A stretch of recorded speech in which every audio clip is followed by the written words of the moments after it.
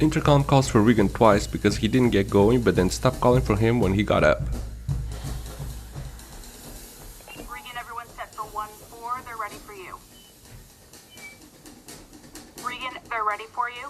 How did she know to call for him twice so that he got up, since she could not see him and he didn't respond at all? The two plastic hangers on the rod by the window are apart, but before they were together. The note on the flowers changed. It first read, "They didn't have the whatever you wanted." After he removes his headpiece, the note reads, "They didn't have whatever you wanted, Sam." Shirt and jacket that were hanging on the door disappear.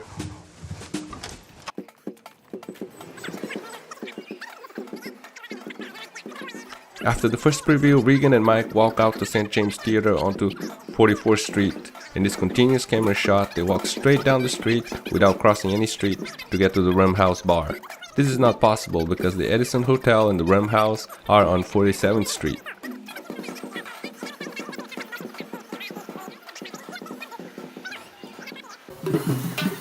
It took Regan and Mike a good few minutes to walk to the bar, but when Regan leaves the bar, he walks just a few steps and is back at the St. James Theater.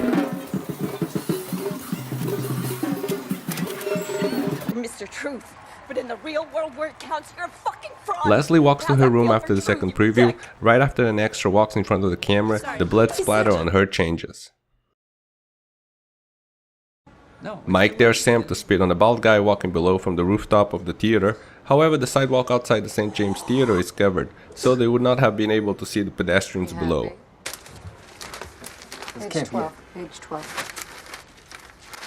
There's a full page of ads on the left-hand page, and Regan reads the review on the right-hand page. Page 12, an even numbered page, is always a left-hand page. Say it, don't spray it. Regan pulls everything out of a shelf to the floor in his schizophrenic mind. But then the floor is clear and the stuff is back on the shelf.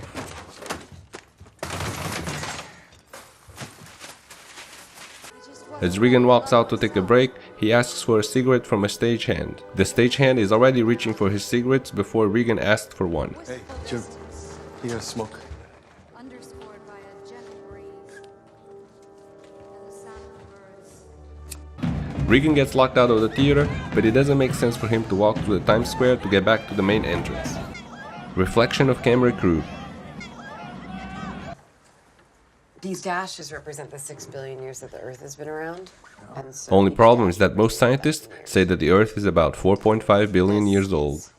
How long humans have been here? 150,000 years. And modern humans have been on Earth closer to 200,000 years. No way one single person would have all the different angle shots and be able to edit it all together fast enough to post it online. Believe it or not, Discount Superman poster right before Regan flies. A couple walks behind Regan and the man makes a very quick and naturally reaches for Regan's back. He was probably detaching the cables used for the flying scene. The Phantom of the Opera reflection on the doors change, signaling a cut.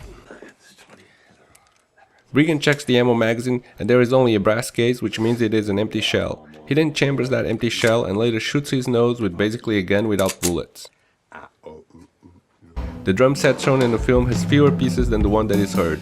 The scene where the drums are played in the green room matches the audio, but as Regan walks past the room, the audio does not match the drum pieces. As Regan gets ready for his last performance, one of the buttons on his shirt is open. When a man passes by in front of the camera, that button is closed. When Jake walks into the room, he turns on the TV. After he leaves, the TV is off. Suicide fail. How can someone miss their head and shoot just their nose? Hospital windows don't open.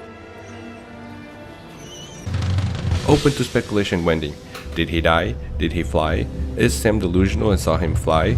Or is she just smiling because Regan is in heaven now? We'll never know. Damn you.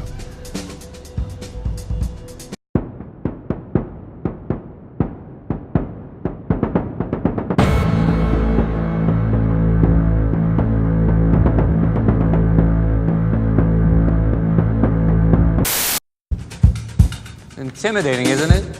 Do you have any idea that people who have walked on these boards before you, Geraldine Page, Helen Hayes, Jason Robards, Marlon Brando, and now Bruce Wayne. Hey, thanks for coming in on such short notice, Mike. I really appreciate it. Things are happening in a place that you ignore. A place that, by the way, has already forgotten about you. I mean, who the fuck are you? I'm Batman. Fight Club was the beginning. Now it's moved out of the basement. It's called Project Mayhem. You and I started Fight Club together. Do you remember that? It's as much mine as it is yours, you know. Is this about you and me?